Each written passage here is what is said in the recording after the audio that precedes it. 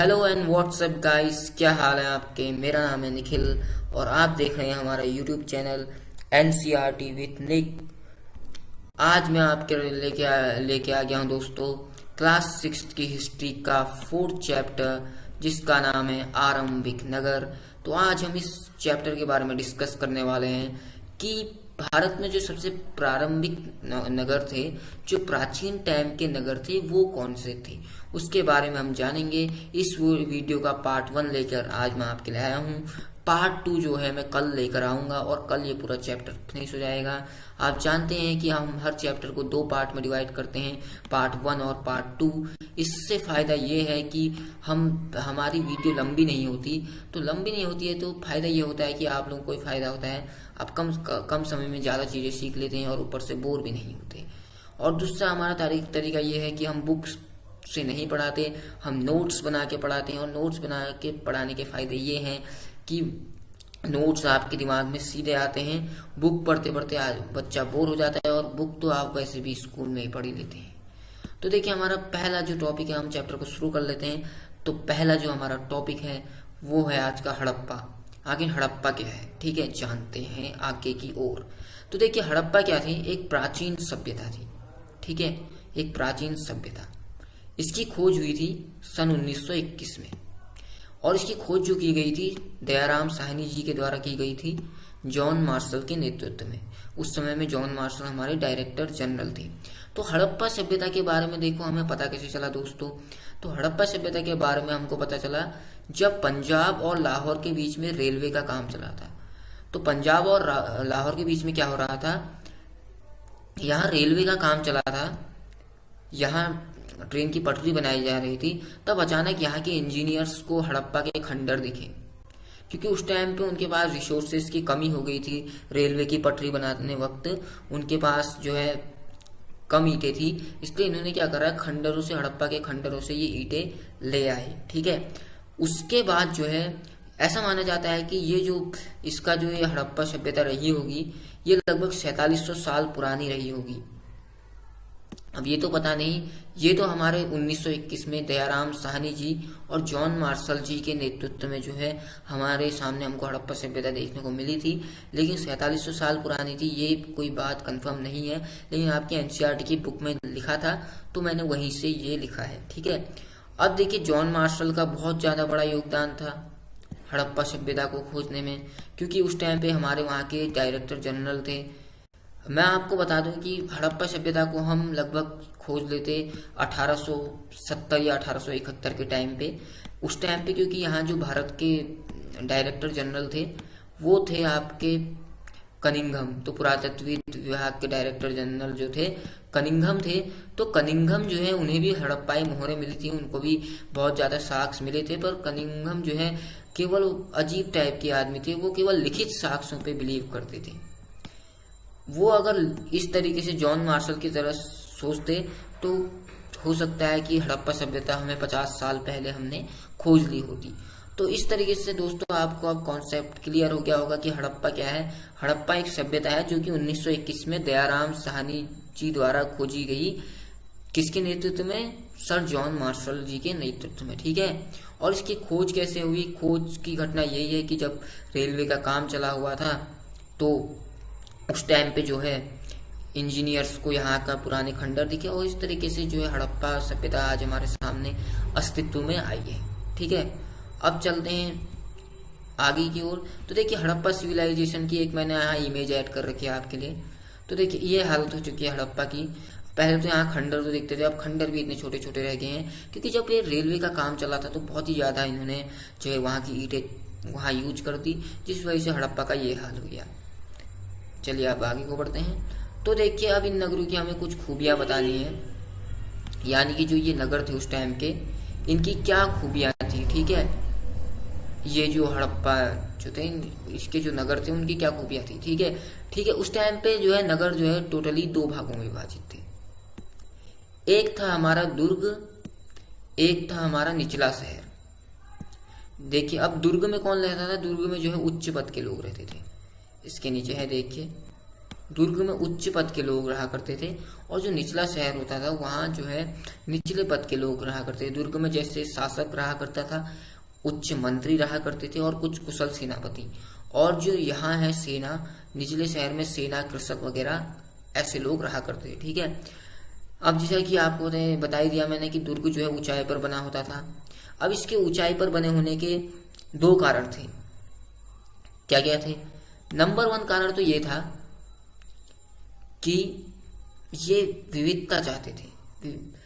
ये चाहते थे कि निचले शहर और दुर्ग शहर को ये अलग करना चाहते थे, क्योंकि यहाँ के जो उच्च पद के लोग थे वो ये चाहते थे कि हम निम्न दर्जे के लोगों से ऊपर हों। तो इसलिए जो है दुर्ग को ऊंचाई पर बनाने का एक कारण तो ये था, और दूसरा जो है आक्रमण से बचाव के लिए, क्योंकि कई बार जो है आक्रमण हो जाते थे, तो निचले शहर पे सैनिकों को इसलिए रखा जाता था ताकि वो दुर्ग के जो उच्च पद के लोग हैं उनकी क्या कर सके, सुरक्षा कर सके। ठीक है, यहाँ केवल उच्च पद के लोग रहते थे। दुर्ग के और सुरक्षा के लिए जो है दीवार से इसे घेरा गया था। ठीक है, दीवार भी पक्की ईंटों की बनाई गई थी, बहुत ज्यादा मजबूत दीवारें बनाई गई थी। तो इस तरीके से दुर्ग को जो है सेफ रखा जाता था। अब देखिए निचला शहर के बारे में याद कर लेते हैं। निचला शहर जो है नीचे बसा हुआ था। यहाँ निम्न पद के लोग रहते थे जिनका कार्य होता था उच्च पद के लोगों की सेवा करना और सुरक्षा करना। ठीक है, इनका काम दो ही थे, एक हो गया सेवा, एक हो गया सुरक्षा। ठीक है, अब आते हैं हम नीचे। तो देखिए मोहनजोदड़ो का स्नानागार, यहाँ नगरों में विशेषताओं में अगर हम बात करें मोहनजोदड़ो के स्नानागार की, तो ये बहुत ही ज्यादा अच्छा है। ये जो स्नानागार है ये बहुत ही ज्यादा प्रमुख था। यहाँ जो है बेसिकली अगर हम स्नानागार की बात करें तो इस स्नानागार में 2 हमें सीढ़ियां मिलती हैं जो कि उत्तर और दक्षिण की ओर थी, और इसके अलावा यहाँ इसके स्नानागार के चारों ओर कमरे बने हुए थे। इसके अलावा जो है इस स्नानागार के अगल बगल कुएं भी थे, और इस स्नानागार का जो यूज किया जाता था वो केवल विशिष्ट अवसरों पर शासकों के द्वारा या फिर विशिष्ट पद के लोगों के द्वारा किया जाता था। आम लोगों के लिए जो है ये स्नानागार नहीं थे, आम लोग इसका यूज नहीं करते थे। तो इस तरीके से ये बहुत ही ज्यादा अच्छी एक विशाल वास्तुकला के अगर उदाहरण में दिया जाए तो मोहनजोदड़ो के स्नानागार का नाम सबसे टॉप पे आता है, क्योंकि ये स्नानागार वास्तव में ही बहुत ही ज्यादा बेहतर था। अब देखिए 2 शहरों के बारे में और बताया गया है, कालीबंगा और लोथल। अब देखिए ये जो लोथल है और यहाँ अनाज भंडार मिले हमें, कालीबंगा और लोथल और हड़प्पा और मोहनजोदड़ो, यहाँ हमें बहुत ज्यादा अनाज भंडार मिले हैं। पर कालीबंगन जो है यहाँ हमें जुते हुए खेत के साक्ष्य मिले, और कालीबंगन का जो अर्थ होता है वो होता है काले रंग की चूड़ियां। ठीक है, और कालीबंगन जो स्थित है ये स्थित है आपका राजस्थान में, और जो लोथल है ये लोथल आपका स्थित है गुजरात में। ठीक है, अब चलते हैं आगे की ओर। तो ये देखिए यहाँ पर को नगरीय जीवन, यानी कि नगर के लोगों का जीवन कैसा था, नगर के लोग कैसे रहते थे। अब इस टॉपिक को हम डिस्कस कर लेते हैं। देखिए नगरों में क्या होता था उस टाइम पे, क्योंकि हड़प्पा सभ्यता एक नगरीय सभ्यता थी, तो इसलिए जो है यहाँ जो है बहुत ज्यादा हलचल रहती थी। ठीक है, पर यहाँ नगरों में ऐसा था कि यहाँ उच्च और निम्न दोनों प्रकार के लोग मौजूद थे, यानी कि यहाँ दोनों प्रकार के पद वाले लोग रहते थे, उच्च भी और निम्न भी, दोनों प्रकार के लोग यहाँ रहते थे। ठीक है, नगरों में बहुमूल्य धातुएं मिलती थी। देखिए नगरों में क्या होता था, बहुत ज्यादा बहुमूल्य धातुएं मिलती थी, जैसे कि हो गया आपका गोल्ड हो गया, गोल्ड हो गया आपका, और सिल्वर हो गया, सोना चांदी, ऐसी कुछ तांबा, ऐसी कुछ धातुएं थी जो यहाँ मिलती थी। क्योंकि देखिए हड़प्पा सभ्यता जो थी उस टाइम पे कांस्य युगीन सभ्यता थी, कांस्य युगीन सभ्यता कहा जाता है जो हड़प्पा सभ्यता है उसे, बहुत सही थे। तो ये धातुएं बहुत ज्यादा बहुमूल्य मिलती थी हमें यहाँ, बहुत ज्यादा बहुमूल्य धातुएं मिलती थी, और इसके अलावा मोहरें और लिपियां भी मिलती हैं। लिपियां जो है यहाँ लिपिक रहते थे, मेनली लिपियां नहीं, लिपियां गलत हो गया है, तो लिपिक रहते थे। लिपिक का काम क्या होता था, मोहरों को बनाया करते थे, ठीक है, मोहरों में लिखा करते थे। यहाँ की जो मोहरें थी हड़प्पा सभ्यता की वो बहुत ही ज्यादा विशिष्ट हैं, जिन्हें दाएं से बाएं ओर लिखा जाता है। जैसे कि देखिए एग्जाम्पल के लिए मैंने यहाँ से लिखना शुरू किया है लेफ्ट से राइट हैंड की ओर, पर इनकी जो लिपि थी हड़प्पा वालों की ये लिखते थे राइट हैंड से लेफ्ट की ओर, यानी कि इस तरफ से इस ओर, और हम लिखते हैं इस तरफ से इस ओर। तो इस तरीके से उल्टे तरीके से लिखा करते थे। इनके जो शब्द थे लगभग इनकी लिपि में 400 से भी अधिक शब्द थे। आज तो हमारे अगर हम उसमें बात कर लें जो ABCD में शब्द होते हैं वो भी केवल 26 लेटर्स हैं। तो इनकी लिपि में जो थे और बहुत ज़्यादा जो है इनकी जटिल लिपि थी, जिसे आज तक हमारे जो विद्वान लोग हैं वो पढ़ नहीं पाए हैं आज तक का। ठीक है, यहाँ हमें जो है मिट्टी से बने बच्चों के बहुत ज़्यादा खिलौने मिले हैं। शहरों में हमें खिलौने मिलते हैं जो कि मिट्टी से बने हुए थे। ठीक है, तो इस तरीके से दोस्तों ये वाला हमारा टॉपिक हो गया है कवर, नगरीय जीवन वाला। तो आपने जान लिया कि नगरीय जीवन यहाँ कैसा था। यहाँ सबसे पहले तो हलचल रहती थी। यहाँ जो है नगरीय जीवन में उच्च और निम्न दोनों प्रकार के पद के लोग रहते थे। बहुमूल्य धातुएं हमें मिलती है। मोहरे लिपियों के बारे में हमें पूरी जानकारी लिपिकों के बारे में मिलती है। बच्चों के कुछ खिलौने मिले हैं और नगरीय जीवन जो है बहुत ही विलासितापूर्ण था इनका। और नगर जो थे बहुत ही ज़्यादा सुनियोजित थे, बहुत ही सुनियोजित, और साफ सफाई का बहुत ज़्यादा ध्यान था यहाँ। ठीक है, तो ये टॉपिक हो गया हमारा कवर। ये देखिए कि नगर मोहनजोदड़ो की एरिया है। देखिए मोहनजोदड़ो तो अभी भी बहुत ज़्यादा वेल सेटल्ड लगता है। तो इमेज में आप देख सकते हैं मोहनजोदड़ो कितना वो लग रहा है, अब कितना विशाल होगा, ये कितना ज़्यादा बड़ा होगा। देखिए इमेज में जब इस खंडर बन चुका है ये, तो देखिए फिर भी कितनी अच्छी चीज़ें लग रही हैं। देखिए कितना विस्तृत है, यहाँ से इसका क्षेत्रफल यहाँ यहाँ यहाँ बहुत बड़ा है। तो बढ़ते हैं आगे की ओर। फिर अब देखिए भवन, नाले तथा सड़कें, यानी कि हड़प्पा के यहाँ जानेंगे हम भवन के बारे में, नालों में और सड़कों के बारे में। ठीक है, अगर हम बात करें भवन के बारे में तो हड़प्पा के जो भवन होते थे, हड़प्पा सभ्यता के जो भवन होते थे, ज़्यादातर भवन हमें क्या मिले हैं, 2 मंजिला ही मिले हैं। ठीक है, तो 2 मंजिला ज़्यादातर भवन मिलने का यही संकेत है कि हड़प्पा सभ्यता जो थी एक बहुत ही ज़्यादा वेल सेटल्ड सभ्यता थी, बहुत ही ज़्यादा सुनियोजित सभ्यता थी, जहाँ सारी चीज़ें नियोजित तरीके से होती थी और वहाँ के लोग जो है उनकी जो स्थिति थी वो भी बेहतर थी। ठीक है, और भवनों में जो है आंगन के चारों ओर जो है कमरे बने हुए हैं। ठीक है, भवनों में भी आंगन के चारों ओर यहाँ बहुत सारे कमरे बने हुए थे। ठीक है, और इसके अलावा अगर हम बात करें भवनों में, तो भवनों में यहाँ हर घर में स्नान घर, कुछ घरों में मतलब स्नान घर और कुएं भी मिले हैं। तो इससे चलता है कि हड़प्पा सभ्यता के जो लोग थे काफ़ी ज़्यादा विलासिता के साथ जीते थे, क्योंकि उतने प्राचीन समय में स्नान घर और कुएं का घर में मिलना बहुत बड़ी बात होती है, और 2 मंजिला घर का होना वो भी ज़्यादातर। ठीक है, तो इस तरीके के यहाँ भवन थे। अब दूसरी बात कर लेते हैं हम, यहाँ की जो दूसरी चीज़ें हैं, नाले व सड़कें। तो देखिए जो यहाँ की जल निकास प्रणाली हड़प्पा सभ्यता की पहले से बहुत ही ज़्यादा फेमस है। समकोण पद्धति को अपनाती है, ग्रिड पद्धति को अपनाती है ये। और अगर हम बात करें यहाँ के नालों की, तो 1 से 2 फीट तक का या 3 फीट तक का ये गहरे हुआ करते थे। ठीक है, और 3-4 फीट के अराउंड ये चौड़े हुआ करते थे।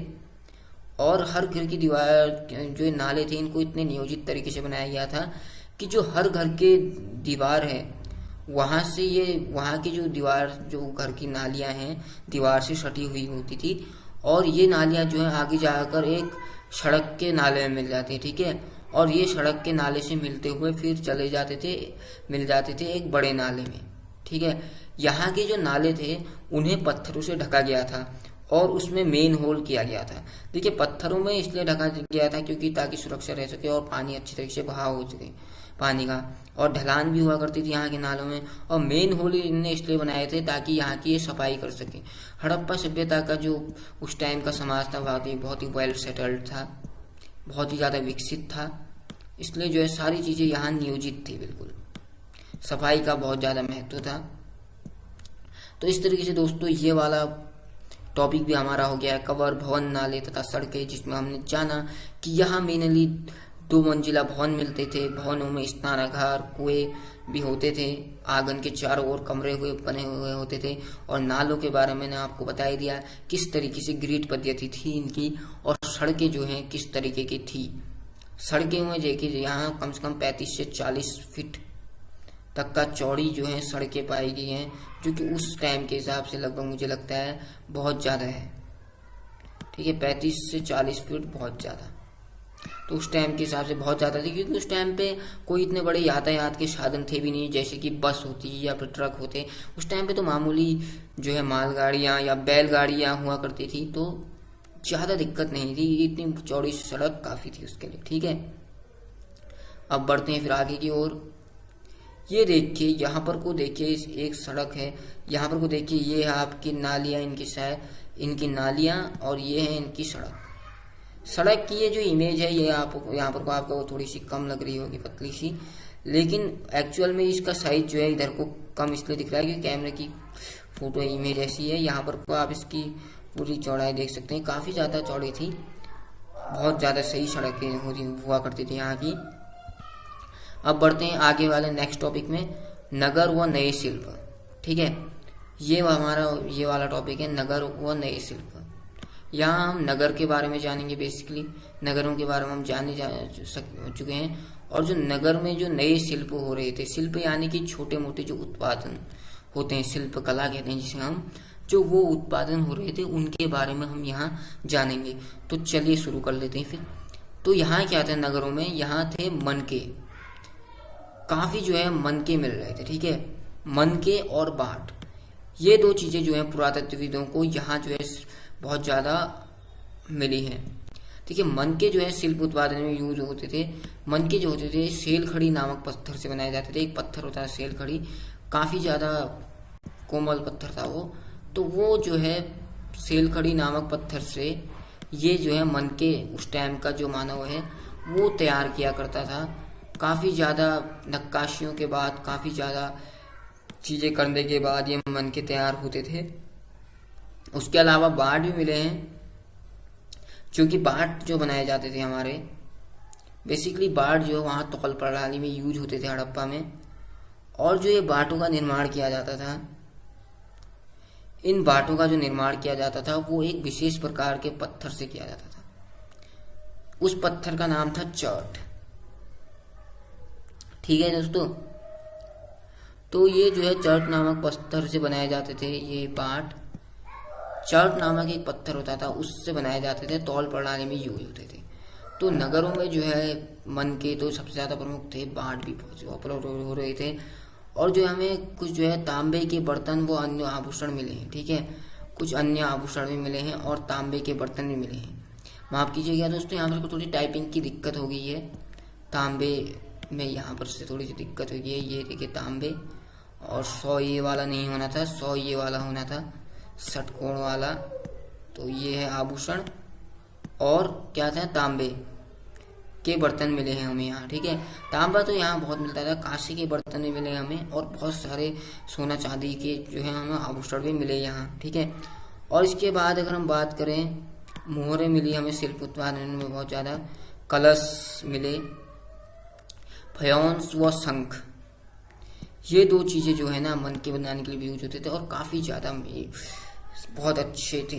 ठीक है, ये फयोन्स तो एक मटका टाइप का होता था, जिसको चूर्ण, मिट्टी व बालू कण का जो एक चूर्ण बनाया जाता था, मिश्रण, उसके द्वारा इसे तैयार किया जाता था, ये फयोन्स और शंख को। ठीक है, अब देखिए दोस्तों, चल लेते हैं हम आगे की ओर, बढ़ जाते हैं आगे नीचे की ओर, आगे की ओर। तो ये वाला टॉपिक भी हो गया हमारा कवर, तो चलते हैं नेक्स्ट टॉपिक में। तो देखिए दोस्तों, ये है हमारा एक मैप जो मैंने आपके लिए ऐड कर दिया कि मैं आपको समझा सकूं कि कौन सा स्थल कहां पर है। तो देखिए दोस्तों, मैप में देख लेते हैं, जो हमारा हड़प्पा है ये जो है पाकिस्तान के क्षेत्र में अब आता है। ठीक है, ये हमारा हो गया पाकिस्तान की एरिया। ये देखिए कवर कर देते हैं, ये इस तरीके से होते हुए, इस तरीके से होते हुए, इस तरीके से होते हुए, इस तरीके से होते हुए, इस तरीके से होते हुए, इस तरीके से होते हुए, इस तरीके से होते हुए, देखिए कवर कर ली पाकिस्तान की एरिया। तो देखिए यहाँ पर को हमारा मौजूद है हड़प्पा। ठीक है, जो कि था रावी नदी के पास। हड़प्पा के पास जो नदी थी रावी नदी थी। ठीक है, ये रावी नदी के पास था। और जो है दूसरा मेहरगढ़, जो काफ़ी फेमस स्थल है जहाँ में बहुत सारी पुरातत्वें मिली हैं, वो भी पाकिस्तान की क्षेत्र में आता है। और मोहनजोदारो, यानी कि मोहनजोदड़ो। ये भी जो है इस स्थान पे है, पाकिस्तान में ये मौजूद है ये भी। और ये जो है सिंधु नदी के सामने है, ठीक है, मोहनजोदड़ो। तो ये देखिए हड़प्पा यहाँ पर है, मोहनजोदड़ो यहाँ पर है, मेहरगढ़ यहाँ पर है। अब इसके बाद मैं दिखाता हूँ आपको कालीबंगन यहाँ पर है, देखिए राजस्थान के एरिया में आता है। और राखी गढ़ी भी देखिए यहाँ पर मौजूद है। और इसके अलावा देखिए मेहरगढ़, आधा मेहरगढ़ यहाँ भी है, इसका ही पॉइंट है। लोथल जो है गुजरात में है, देखिए यहाँ पर है। तो इस तरीके से मैंने आपको कुछ हड़प्पा स्थल ये समझा दिए। तो आशा है दोस्तों आपको वीडियो अच्छी लगी हो। अगर वीडियो अच्छी लगी है तो चैनल को लाइक कर ही दीजिए और मेरे चैनल को शेयर करिए ज़्यादा से ज़्यादा अपने दोस्तों के साथ। उन्हें भी मुझसे जुड़ने के लिए कहिए, क्योंकि हम इसी इंटरेस्टिंग तरीके से आपको टॉपिक्स रोज पढ़ाते हैं नोट्स के साथ, और इसी बेहतरीन तरीके से हम आपको पढ़ाते हैं। तो आशा करता हूँ आपके समझ में आता होगा। और कोई भी डाउट होता है तो कमेंट में लिख दीजिए, मैं उसका आंसर आपको कर दूंगा। तो आज के लिए दोस्तों इतना ही।